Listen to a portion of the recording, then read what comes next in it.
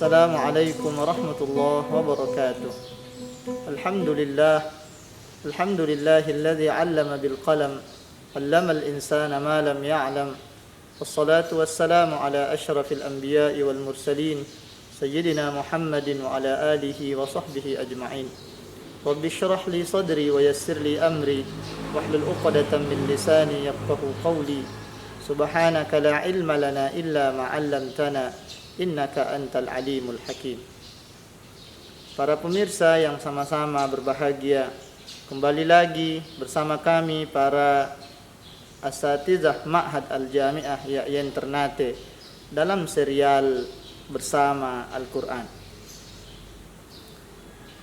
Al-Quran pada momen-momen bulan Ramadan seperti ini adalah salah satu ibadah yang perlu untuk kita perjuangkan, adalah banyak mengisi dengan tilawah Al-Quran.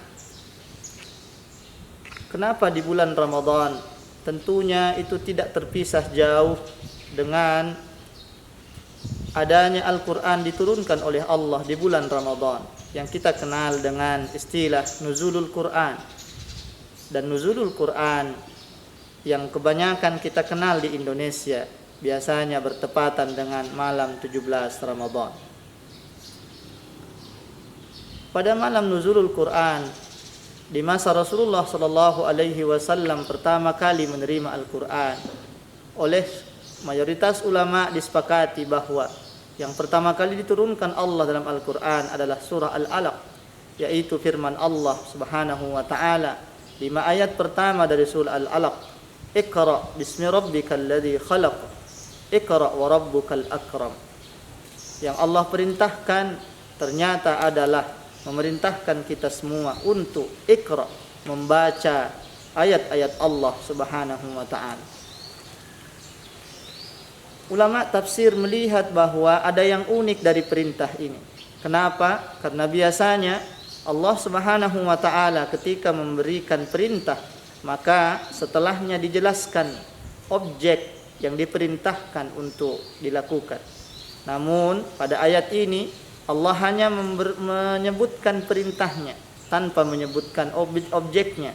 Dan salah satu hikmah dari tidak disebutkannya objek itu adalah itu menunjukkan bahwa objeknya begitu luas, sehingga yang Allah perintahkan untuk kita baca bukanlah hanya ayat-ayat Allah yang tertulis, melainkan yang tidak tertulis pun ikut masuk dalam perintah itu.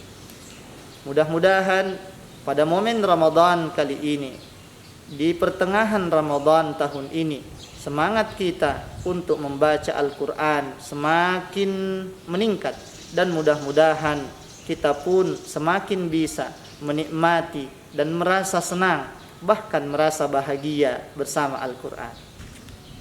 Para pemirsa yang sama-sama berbahagia, masih bersama kami para asatizah Ma'had Al-Jami'ah Ya'yan Ternate dalam serial bersama Al-Quran. Al-Quran adalah kitab suci yang Allah turunkan, yang diterima langsung oleh Rasulullah Muhammad sallallahu alaihi wasallam.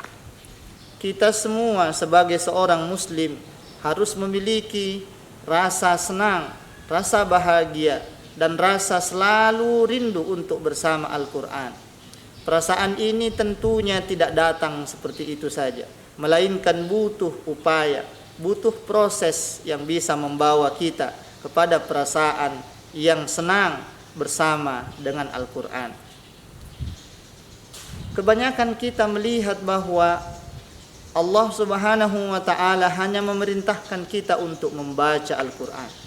Namun sesungguhnya pada firman Allah subhanahu wa ta'ala di surah yang lain, tepatnya di surah Al-Furqan ayat ke-30, ternyata ada satu ayat yang ketika kita baca dan ketika kita renungi sedikit akan menjadi cambuk kepada kita agar kita tidak melalaikan dan menyia-nyiakan Al-Quran. Seperti apakah firman Allah pada surah Al-Furqan ini? Ternyata di surah Al-Furqan ini Allah subhanahu wa ta'ala menginformasikan lebih dulu kejadian yang akan terjadi di suatu saat nanti, yaitu Rasulullah Muhammad sallallahu alaihi wasallam akan mengadu kepada Allah Subhanahu wa taala. Siapakah yang diadukan dan seperti apakah pengaduannya Nabi? Ternyata yang diadukan oleh Nabi bukan siapa-siapa, melainkan kita semua umatnya Rasulullah Muhammad sallallahu alaihi wasallam. Apa yang diadukan oleh Nabi kepada Allah? Ternyata Nabi mengadu, "Ya Rabbi, wahai Tuhanku, inna qaumi ittakhadhu hadzal Qur'ana mahjura." Ternyata suatu saat nanti Nabi kita Muhammad mengadu kepada Allah perihal apa? Perihal kita umatnya yang melalaikan dan meninggalkan Al-Qur'an. Na'udzubillah summa na'udzubillah. Pertanyaannya, kenapa Nabi sampai mengadukan kepada Allah Subhanahu wa taala? Tentu alasannya dan mengapa itu sudah tidak menjadi rahasia lagi. Karena Al-Qur'an yang diturunkan kepada Rasulullah Muhammad sallallahu alaihi wasallam harusnya disambut oleh umatnya, harusnya dihargai oleh umatnya, harusnya betul-betul dijadikan sebagai teman oleh umatnya. Namun tidak lagi menjadi rahasia. Kebanyakan kita menganggap Al-Qur'an sebagai sesuatu yang tidak berharga. Tentu kita semua tidak ingin masuk di dalam pengaduan Nabi ini. Maka satu-satunya cara adalah mari kita kembali mengatur diri kita. Salah satunya adalah mari kita kembali untuk sering-sering membaca Al-Qur'an. Karena dengan membaca Al-Qur'an sesungguhnya kemuliaan-kemuliaan yang kita idamkan itu bisa kita dapatkan ketika kita sering bersama Al-Qur'an. Demikianlah hikmah singkat yang dapat kami sampaikan. Mudah-mudahan Ramadan kita tahun ini bisa membawa kita menjadi ahli Al-Qur'an, keluarga Al-Qur'an. Meskipun kita mungkin memiliki kemampuan yang terbatas dalam hal menghafal, mungkin kita memiliki kemampuan terbatas untuk membaca dan seterusnya, namun itu tidak menutup kemungkinan kita untuk menjadi orang yang senantiasa bersama Al-Qur'an. Demikianlah akhirul kalam, Allahul musta'an. Assalamualaikum warahmatullahi wabarakatuh.